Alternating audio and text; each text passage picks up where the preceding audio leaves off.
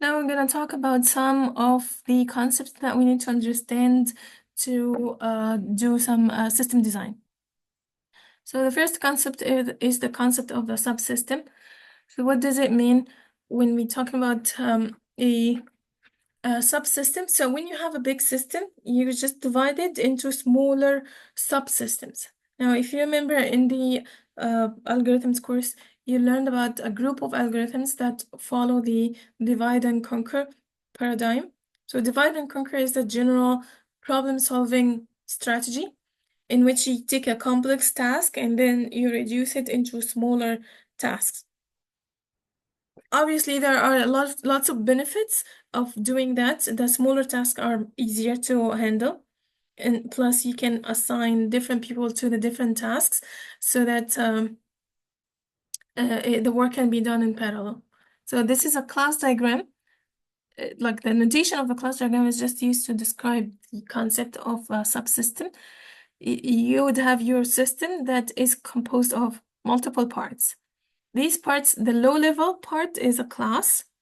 Now you can organize these classes into subsystems. So a subsystem is just a group of classes, and then the subsystem itself is part of the whole system.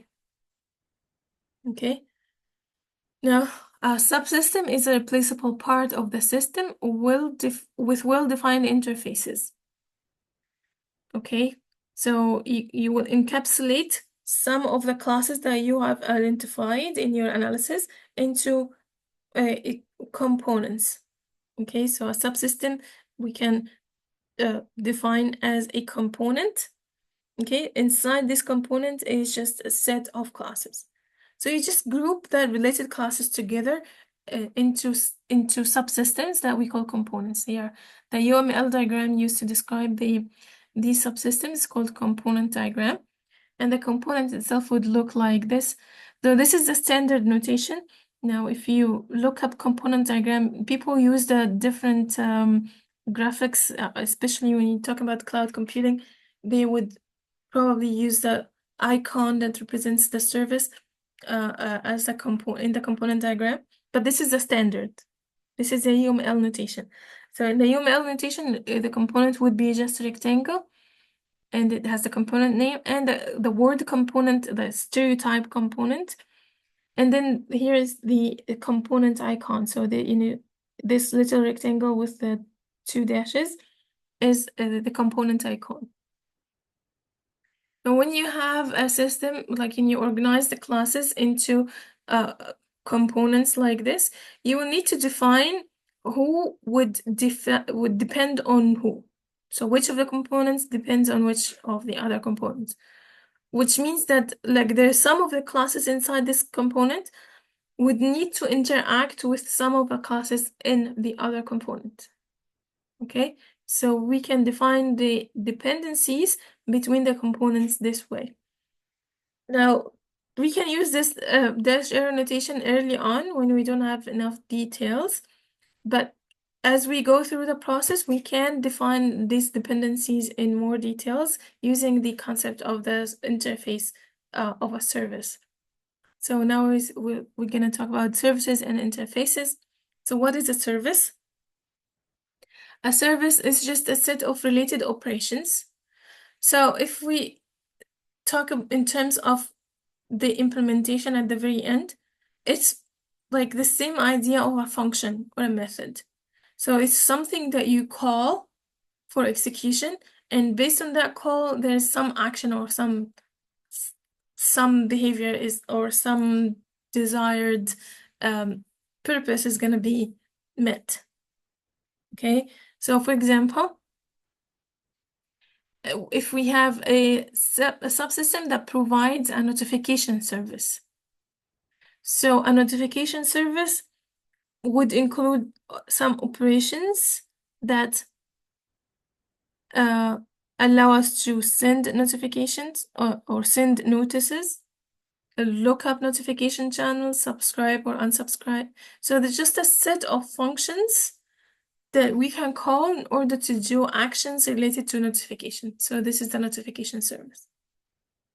Okay, now in order to do that, in order to use the service, we need an interface. Now, how do we define an interface? We need a name for that interface. We need the names and the types of the input, the data input to that interface. And we need to know what to expect out of it. Okay, so that's like if at the very end it will be implemented as a function. So you need the function name, input, parameters, names and types, and what returns from it.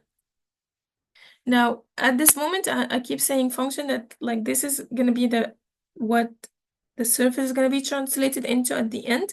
At early stage, we just describe it in a very high level. Later on, when you get to that detailed design, the high level service interface would turn into an application programming or application programmer interface.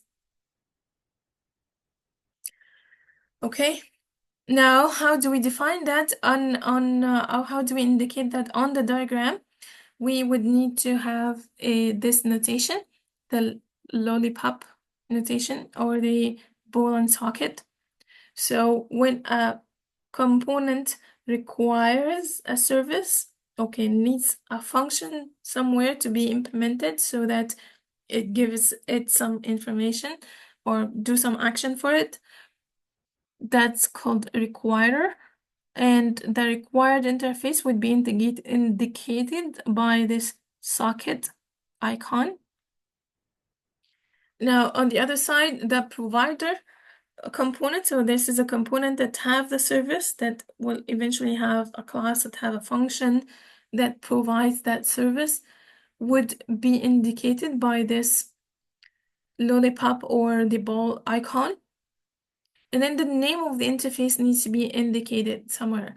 Now, sometimes the names of the interfaces may not match, okay? Especially when you are reusing some components that were implemented earlier and you're trying to put them together.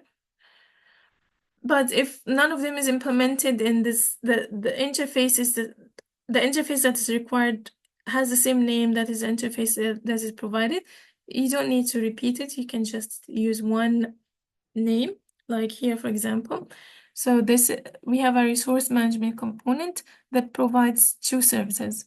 There is a resource update service, resource allocation service. These are provided.